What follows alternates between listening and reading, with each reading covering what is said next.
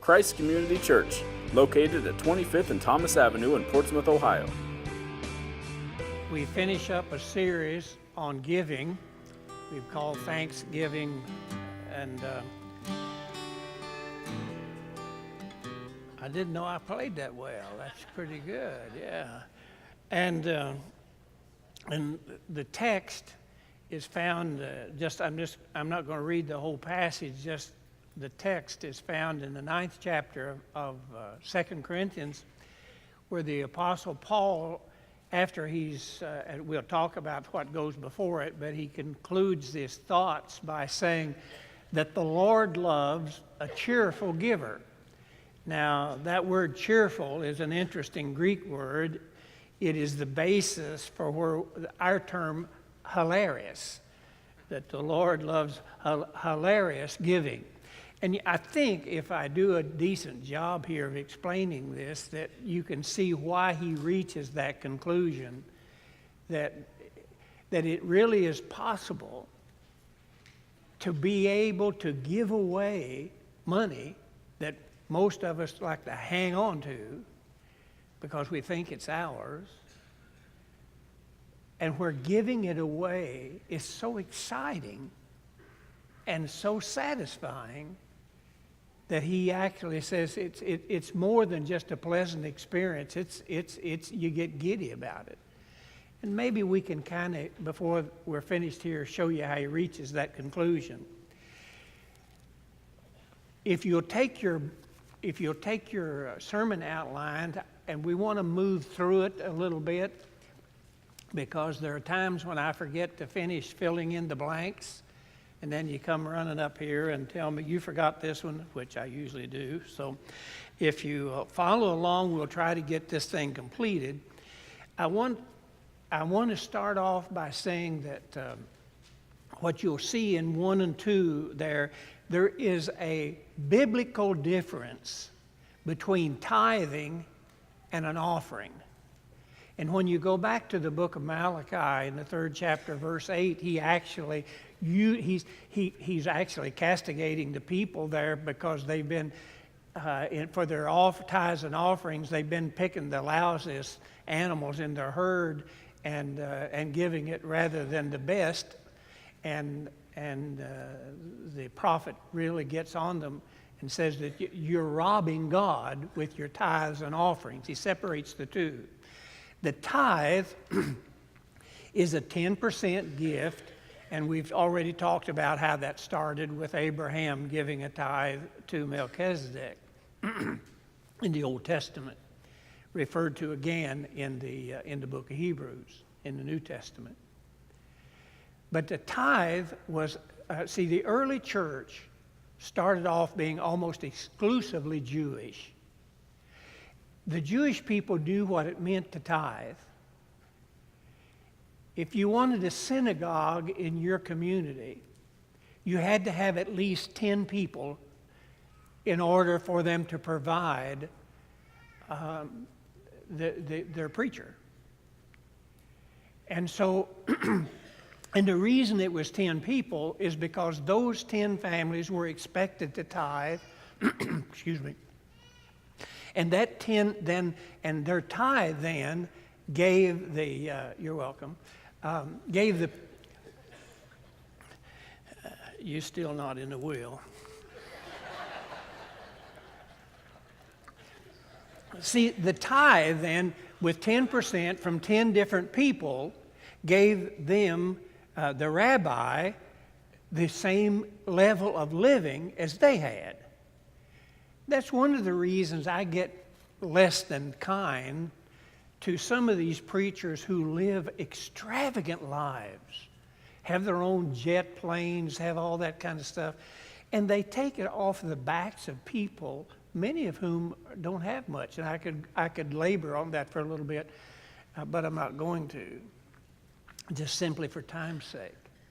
The tithe then was expected, and so that was, and it was used for the local, for carrying out the business of the church, or in that particular case, the synagogue, at the local level.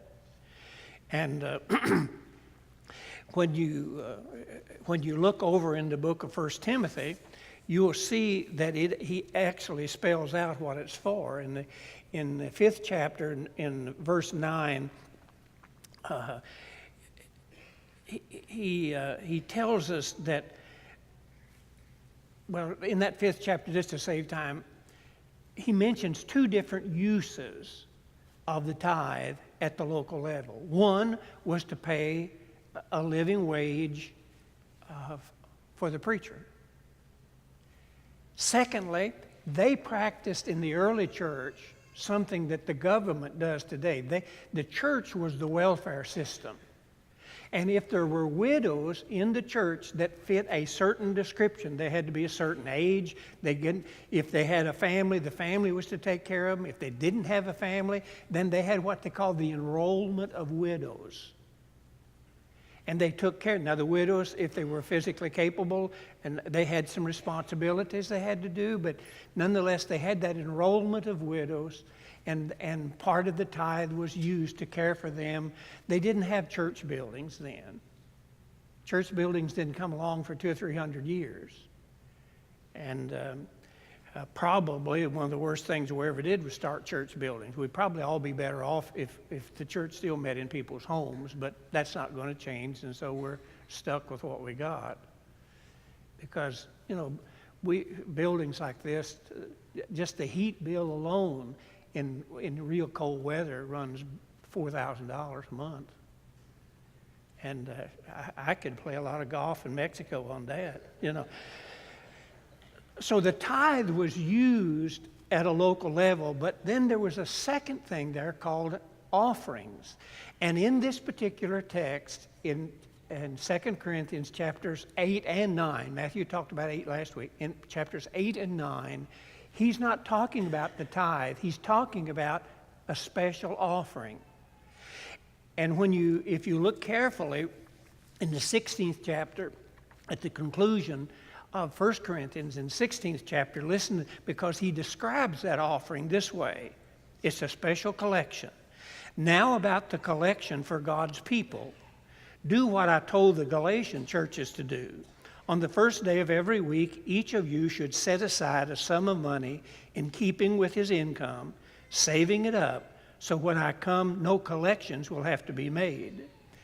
And so the Apostle Paul is talking about taking up a special offering, and he tells them what that offering is for. The church, you recall, started in Jerusalem, and when the people became Christians there, the Jewish culture just cut them out, and they were starving. They couldn't do business. They were just really having it tough. So the Gentile, this is interesting. The Jews forever had looked down their nose at Gentiles. The word Gentile means pagan.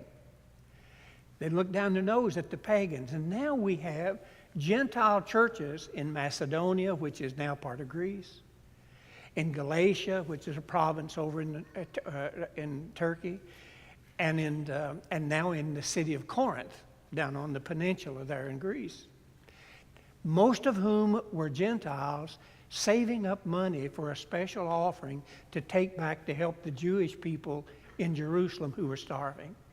This is called an offering. It's totally separate from the tithe. And that's what he's talking about here in 2 Corinthians. And so on your outline, if you look at it carefully here, we get through and I want to talk a little bit about special offerings, because it is interesting that in regard to the special offering, the Apostle Paul says you can get giddy about that. You can get excited about that. When you see what it's being used for, it just brings goosebumps. It's a cheerful thing. You get excited about it because you see what it's accomplished. And special offerings are something that we do here routinely. That's why these coins are up here. And through the years, we've done some things that I want to call to your attention. The building that you see, we built this building called a baby rescue building in Uganda at the village, at Destiny Village of Hope. Now, there's 1,850 orphans there. And we've got about 85 babies that we have rescued from the hospital where their parents there either died or abandoned them or whatever. And we brought them here, and we raised $60,000 for that building.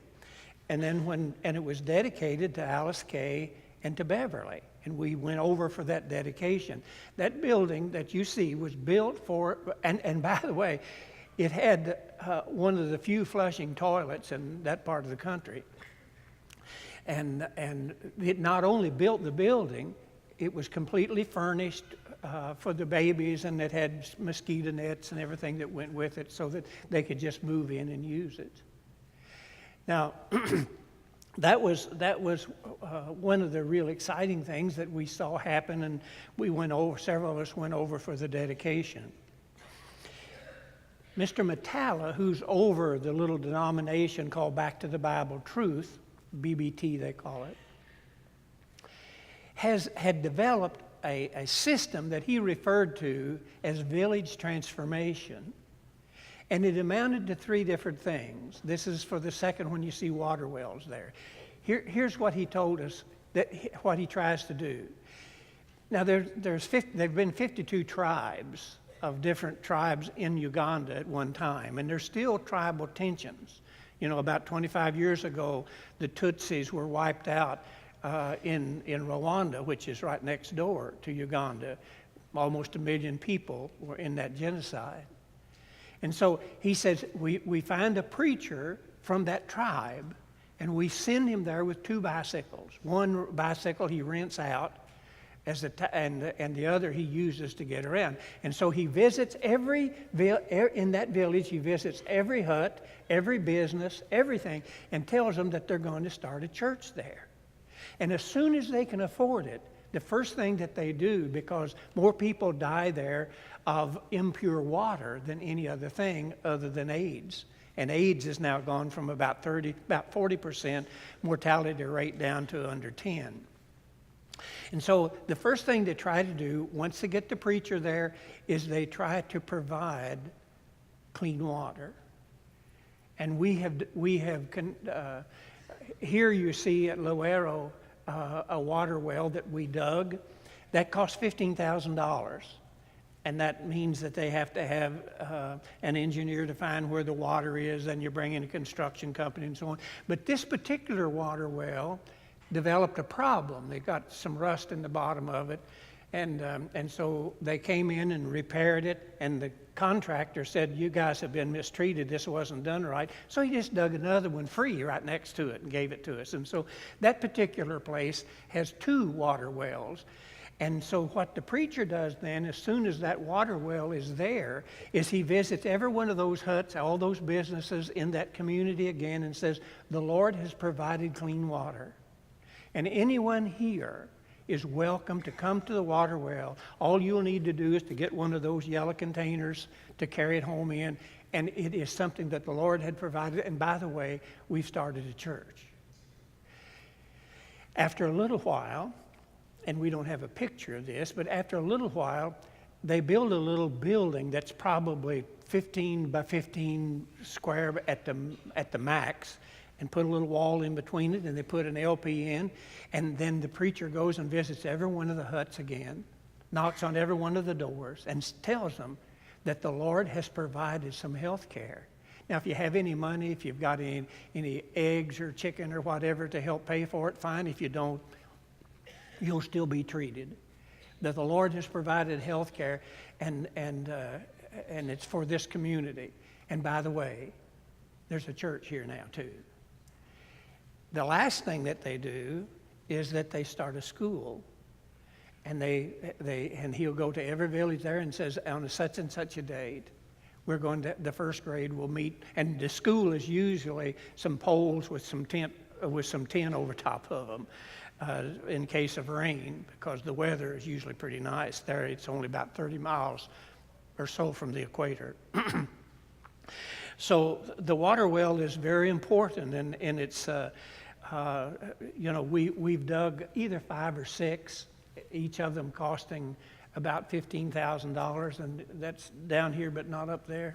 Can you, I know I'm pretty, but get it up there if you can. There you go. See, those are the little yellow things that I was talking to you about, and we'll see more about that as we move along. And I think it's important that you all know where your money is spent, how it is spent, and how it benefits other people. That's where the excitement comes, when you know, and we really go to an extreme almost to let everybody know exactly where your money goes.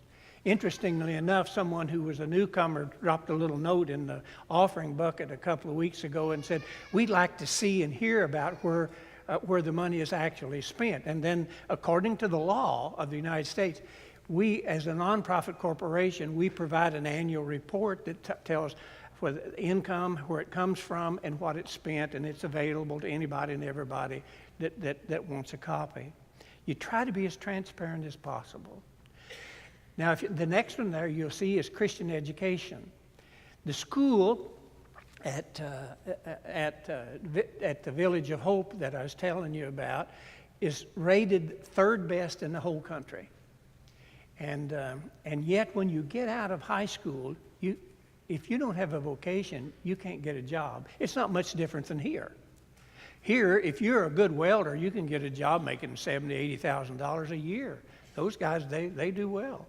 And so we were visiting in Loero in a little village up there, and Mark and Virgie were with us, hunters were with us, and there was a little building there that had never been completed and so on, and Mark and Virgie, and I'll embarrass Mark a little bit, but they're as generous with their money as anybody I ever met. I mean, what they do with their backpacks here locally, almost feeding 1,000 children when they take those backpacks home. I mean, it's amazing what they've done. They decided they wanted to complete that school that was meeting under it, just those. She had 3 grades. Sister Barbara had 3 grades, and they met there in a little church building, and under that tin roof, and they took it. And this is the building. That cost about $30,000. It's complete, and they've named it after their son that died a few years ago, and we helped them with, I think, $5,000 to get that done. But mostly it was the money from Mark and Virgie that built that building for Christian education, and we're in the process right now on the Village of Hope there in Destiny of raising the funds to provide a vocational school. Because a lot of these kids, when they graduate from school, they just go back on the street. Remember that 50% of the population is 16 years old and under. So it's a different world, because many of the people from the ages of 20 through 40 were wiped out through AIDS. And so you get the young people there, and you've changed that country. That country has the potential of being a little United States like we were maybe 50, 100 years ago. And so it's a wonderful opportunity for us. And I think we'll know this in another few days. It appears that we've raised enough money to build the building for the vocational school. That's $90,000. And my first wife has been primarily involved in raising that money. She puts a touch on people every once in a while. We were in a meeting out west, and this young couple were talking, and before we got through talking, she had $20,000 of their money, and for that school. They may be going to Uganda with us next May.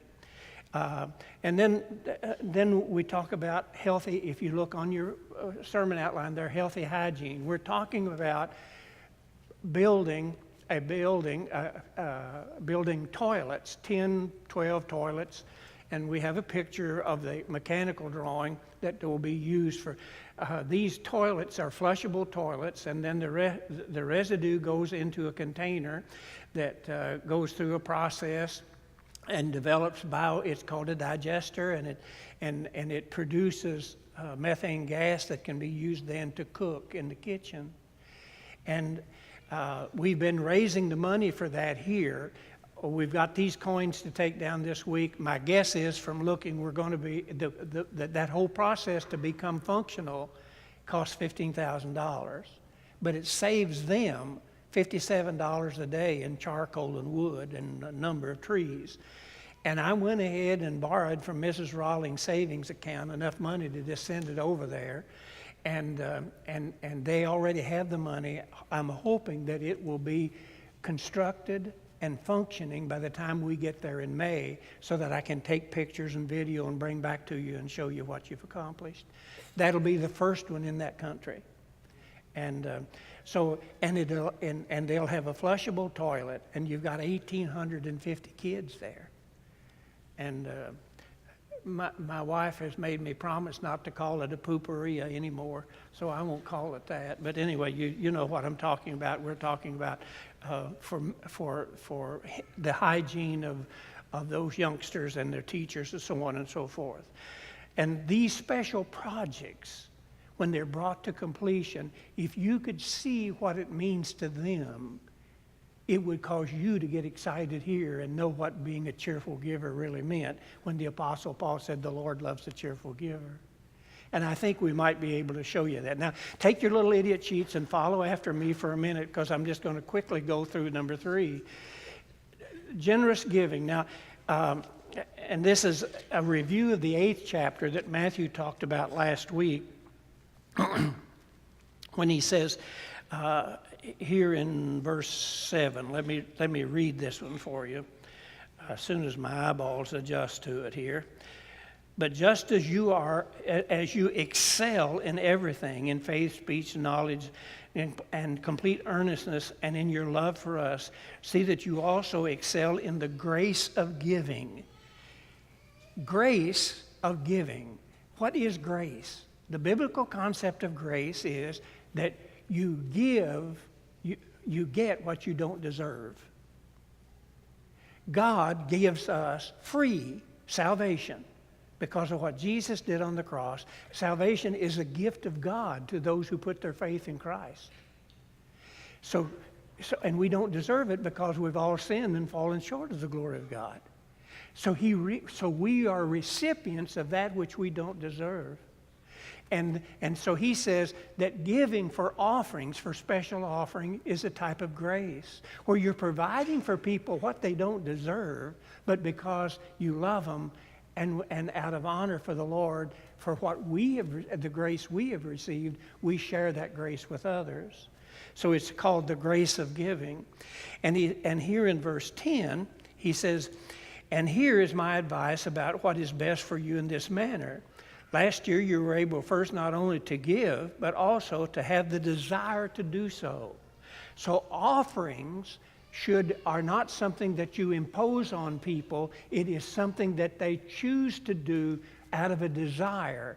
Now, and not out of compulsion, you'll see. Now, I've actually broken that rule a time or two. When we got ready to build that first building that was dedicated to Beverly and Alice Kay, I actually sent out letters to about 30 people and said, you need to cough up $1,000, and most of them did.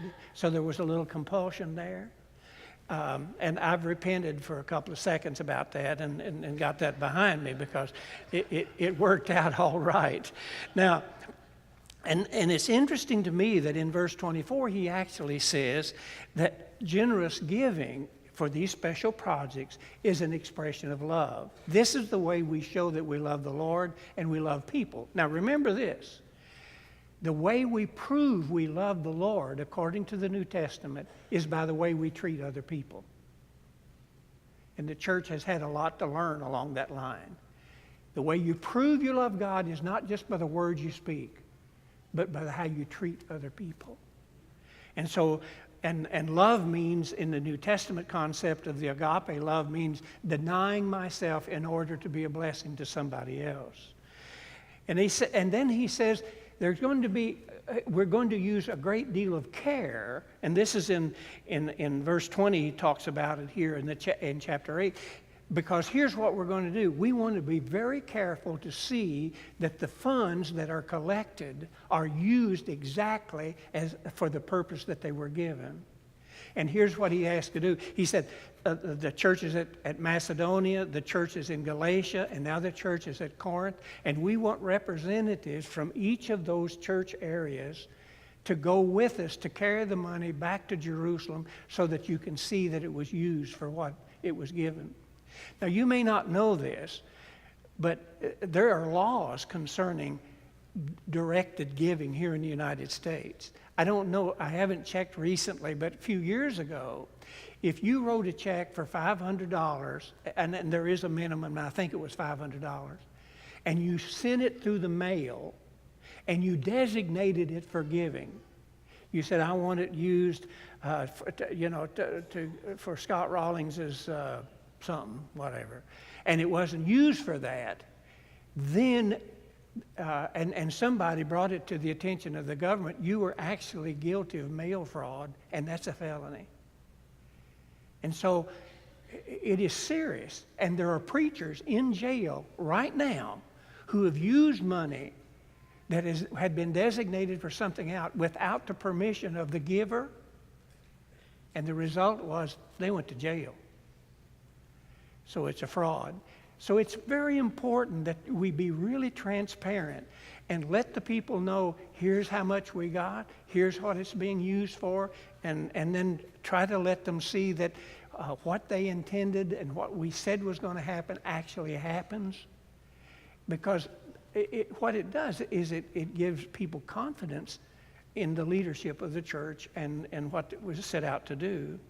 And we also like to do something, if you notice the last one there, and I learned this in business, we like occasionally to do something that fits under the category of BHAG, B-H-A-G, if you see that there. That stands for Big, Hairy, Audacious Gift. And it means then, what it really boils down to is occasionally you choose to try to accomplish something that without God being involved and blessing it, it won't happen. And what happened here is the apostle tells them that they actually did that. In verse 3, he says, for I testify that they gave as much as they were able and even beyond their ability. They were so generous that they gave beyond what they had. Kind of reminds me of the story of the woman with the mites, in the temple that Jesus talked about. Now, I want to get past that, and I want you now to look at the lesson that we have to look at here from the 9th chapter. And we moved from the 8th to the 9th chapter, and that was really what was assigned. In your first lesson there, in your first line there, in verses 1 and 2 of the 9th chapter, it says that they were eager to help. Here's what it says. There's no need for me to write to you about this service to the saints, meaning the people in Jerusalem, for I know your eagerness to help. And I've been boasting about it to the Macedonians, telling them that since last year in Acacia you were ready to give. And then nextly, in the second line, their godly enthusiasm led to action. Here's why I said that. And your enthusiasm has stirred most of them to action. I don't know whether you've ever had the unfortunate experience of worshiping in a dead church. I have. I mean, you walk into it and it's like a refrigerator. When I ask you all to bring it down to a dull roar, and I listen to all that chatter out in the atrium after church services are over, blah, blah, blah, blah, all of that's really healthy. I love to see a church get so excited that they make newcomers feel uncomfortable. And you can actually do that. I've actually been in church, especially in Uganda, because they get cranked. They're what I call mildly Pentecostal. And that's kind of Ralph on steroids, if you get the picture. And they feel like they haven't been to church if there's not some godly enthusiasm that's shown there, not just for the worship service itself, but anything that they undertake. And enthusiasm comes from a Greek word, theos, the word God, and it means then that God is in it. Enthusiasm means God is in it. And theos is the Greek word for God. That's where we get the word enthusiasm. When God gets involved in it, it gets exciting. Amen, Brother Ralph? Yeah. See there, he's alive and well. So, and then next, early arrangements. Now listen to this because this gets to be important for you. Early arrangements. Because he said, I want you all to, every week, when you get together, to lay by a little bit of money so when I get there, I don't have to take a special offering. I want it to be ready, so all we have to do is grab it and run. And so he's talking about preparations that enables you to be generous. That's why we have stuck in your bulletin for the last month a copy of a blank copy for making a budget. Let me tell you about budgeting. I'm not very good at home in dealing with budgets. Alice Kay is super good. She's really well disciplined. And if she goes to the grocery store, she has this list of stuff, and that's all she buys. If I go to the grocery store, I see lots of other things I like too, and so I put them in the basket. And when I bring them home and put them on the shelf, I get the look. Any of you ever had the look? What the heck is this for? She told me the other day because Patrick and Eddie like grapes. So she had grapes. So they had two kinds of grapes. They had green ones and purple ones. I couldn't make up my mind, so I got both. Put it in there and brought home. You know, that just made sense to me. Women think differently. I've never been able to figure them out, and I probably never will. And well, we won't go there because I'm in enough trouble from last night. I didn't want to go there. But budgeting does an interesting thing because we've always, but because of her discipline, she's extremely well disciplined. Because of her discipline, we've been able to, we give the church 10%, we put 10% back in savings, and we live off of the rest. And she would actually, from the groceries, save enough money to buy Christmas presents and so on and so forth. I couldn't do that. I'd be in a hole. But she could do that. Here's an interesting observation that, listen carefully.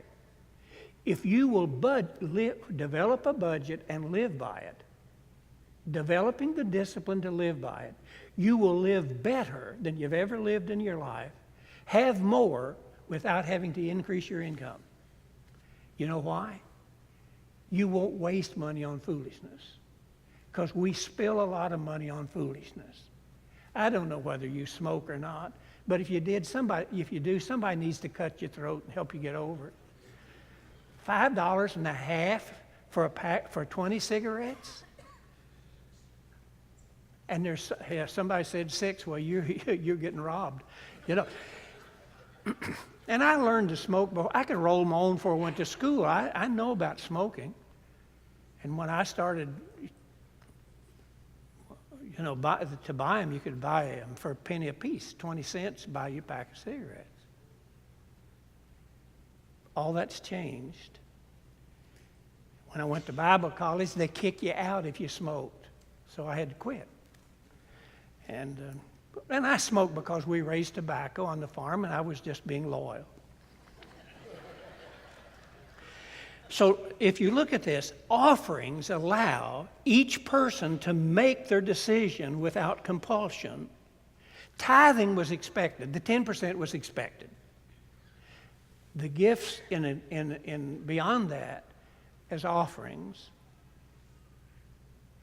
where there was no compulsion there. They were to be free to choose whether to do it or whether they didn't. Each person, and there was no demand there.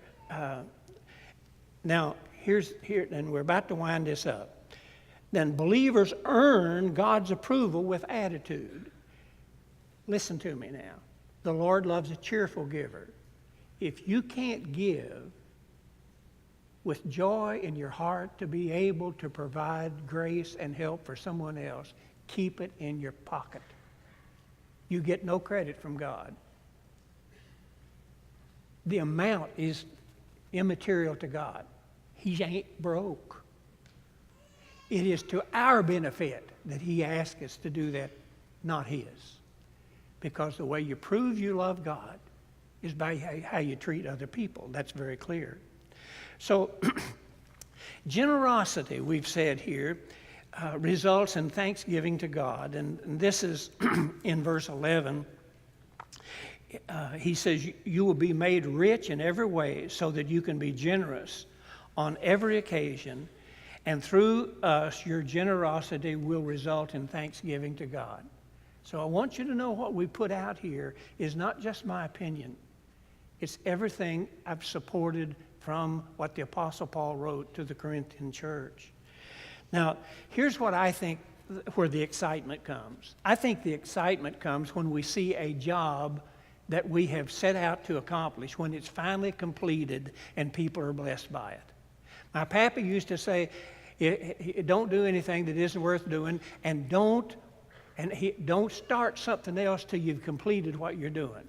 World Help, the group that we work through that handles the moving of money and goods and so on, the World Help will not start a job until they have the money in hand to complete it. And I think that's really a good thing. And so I think the joy comes from being able to see a completed job. You remember when Jesus died on the cross and he had actually accomplished the God's plan for the saving of souls of people who put their trust in Jesus? What did he say? It's finished. The job is done. Won't it be wonderful? And this is in the parable of the talents in the 25th chapter of Matthew, when the Apostle Paul is talking there, Jesus is talking there, and he says to the people who received the various talents, all but one, when you have brought the money back with interest and provided it to the owner, he said, you'll hear these words, well done, good and faithful servant. You've been faithful in a few smaller things, now I'm going to give you some real good things to do. To be able to die and go to heaven and stand in the presence of the living God and hear him say to you face to face, well done, good and faithful servant. I don't think there could be anything more exciting than that. And I want you to see now as we close the excitement that people have when you are generous with them, with your resources. So play that little video for me, guys, and let's let the people look at it.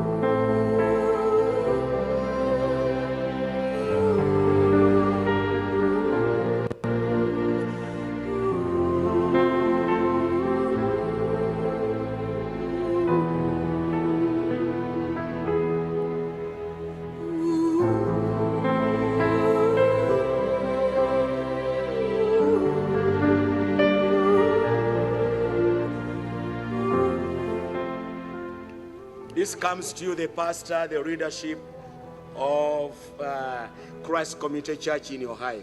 This is unbelievable. The day is historical. I'm standing here with residents of this village, and to their amazement, they cannot believe that today they're having an access to safe water. What an answered prayer. It's unbelievable.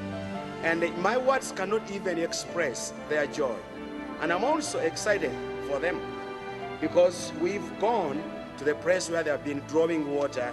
You couldn't believe it. Longer distances to many of them, and there's been unsafe water. Many of them were worried. They didn't know whether their kids could survive when they are drawing water. Easily they could be drawn in the ponds. But today, because of your support, because of your funds, because of your love, here we are, and we are ready to launch this well, for the purpose and in respect of these residents to start having an access to safe water. allow me to pass our vote of thanks to you, the pastor, the leadership, and all the saints at Christ Community Church in Ohio. Thank you so much. On behalf of the residents, please receive our joy.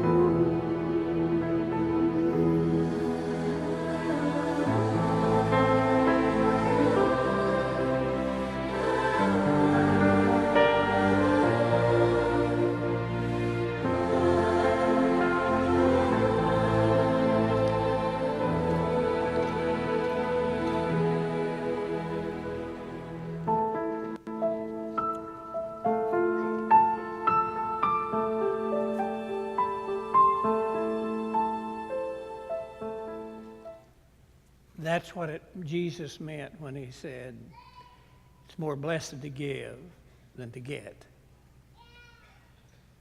And that's the way we become hilarious givers, when we see other people are blessed by what we've done. Lord, bless us as we leave here and go to our homes. Help us, Father, to always have tender hearts and to share the grace that you've given to us with those who are less fortunate than we. Dismiss us with a sense of your abiding presence is my prayer in Jesus' name. And all the people said, you're free to go. Christ Community meets on Saturday at 5 p.m. and Sunday at 10:30 a.m. For more information, visit www.christcommunity.net or check out our Facebook page.